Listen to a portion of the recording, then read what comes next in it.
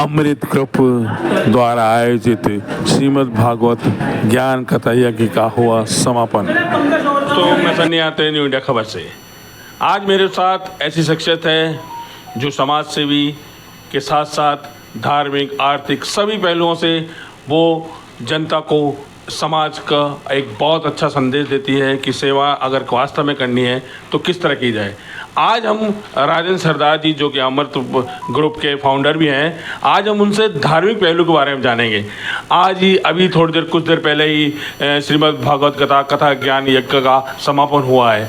तो सबसे पहले बताइए कितनी तारीख को शुरू हुआ था ये भागवत कथा कार्यक्रम? जी 23 तारीख को, इसी महीने की 23 तारीख को भागवत कथा का शुभारंभ हुआ था, जो कि आज समापन हुआ है, जिसमें हमारे स्थानीय विधायक कालीचंद सर्राफ जी, सुमन जी शर्मा, ओम स्थानीय पार्षद ओम स्वामी जी वगैरह और वह सभी भक्तजन यहीं पर थे, उपस्थित थे। और इन 7 दिनों तक पूरे कॉलोनी वासियों ने भागवत कथा का संपूर्ण आनंद लिया है और उसको सुन के उसको अपने जीवन में उतारने की कोशिश करी है। गीता आप भी समझते हैं कि जीवन का सार है, अगर उसको सही मायने में समझ लिया जाए तो वो सबके लिए बहुत लाभदायक होती है और अपने जीवन को आगे बढ़ाने में भी और तरक्की के लिए, उन्नति के लिए, समृद्धि के लिए, समाज की समृद्धि के लिए बहुत लायक होती है। इससे पहले भी आपने धर्म यात्रा निकाली थी जो अपने रामनेश बाग से गरीबों को पानी। जी, धर्म यात्राएं तो हमेशा जीवन में चलती रहनी चाहिए। सनातन धर्म को मानने वाले हमेशा धर्म के कार्य में ही लगे रहते हैं।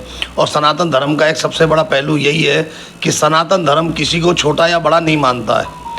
हम जो सनातन धर्म के मानने वाले हैं उनमें से छोटा बड़ा कहीं होना ही नहीं चाहिए, सर्व समान है।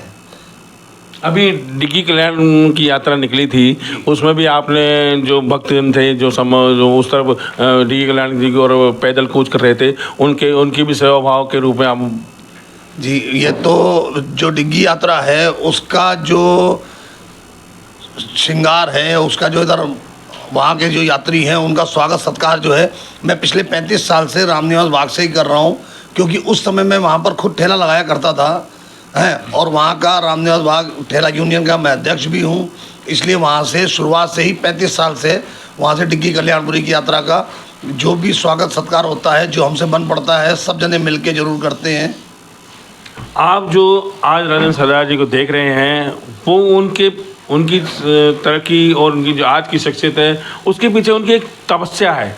उन्होंने भी जीवन को बहुत ही संघर्ष में जिया है, लेकिन बात यही है कि उन्होंने कभी धर्म को और सनातन धर्म को और समाज सेवा को और लोगों के उपकार को कभी नहीं छोड़ा।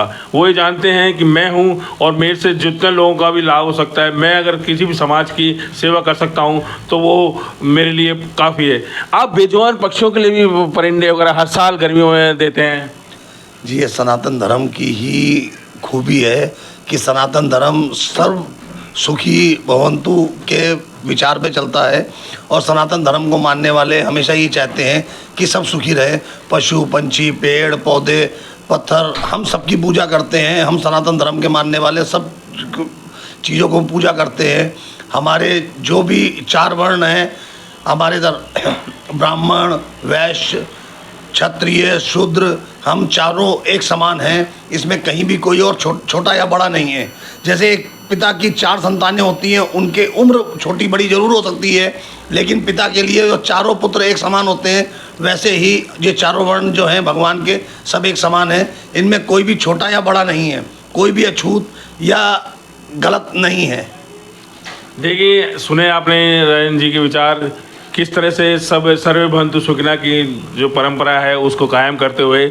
लेकिन आपने एक बात सोची होगी कि बहुत से ऐसे समाज सेवी हैं जिनकी एक राजनीतिक महत्वाकांक्षाएं होती है, लेकिन राजनीतिक इनका रसूखात है, लेकिन कभी इन्होंने राजनीति में आने की सोची नहीं। ऐसा है जी, राजनीति ना तो मैं करना चाहता हूँ, ना मैं राजनीति जानता हूँ।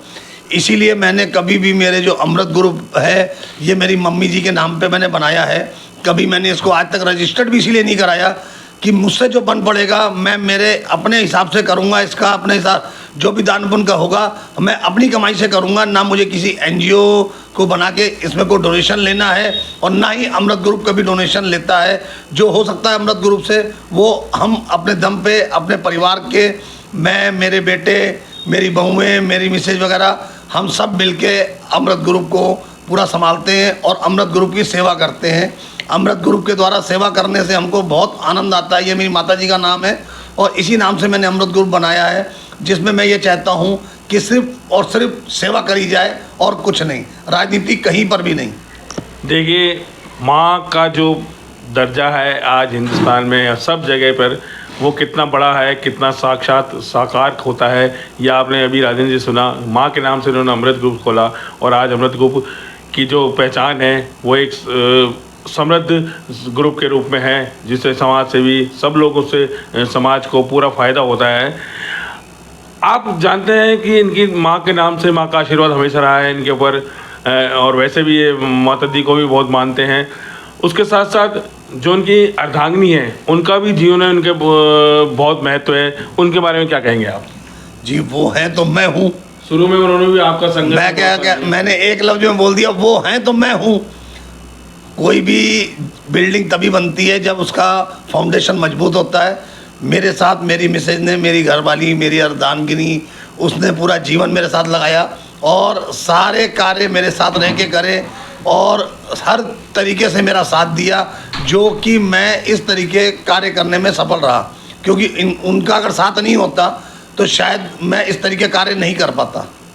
देखिए, आप इस साक्षात्कार से ये समझ पाएंगे कि जीवन की सफलता का मूल मंत्र क्या है। इन्होंने माँ को नाम को ही अपनाए नहीं, उनकी सेवा भी करी, अर्धांगिनी को भी इन्होंने बराबर का दर्जा दिया। यानी कहते हैं ना कि जहाँ नारी की पूजा होती है वहाँ सब कुछ होता है, वहाँ देवता वहाँ वास करते हैं।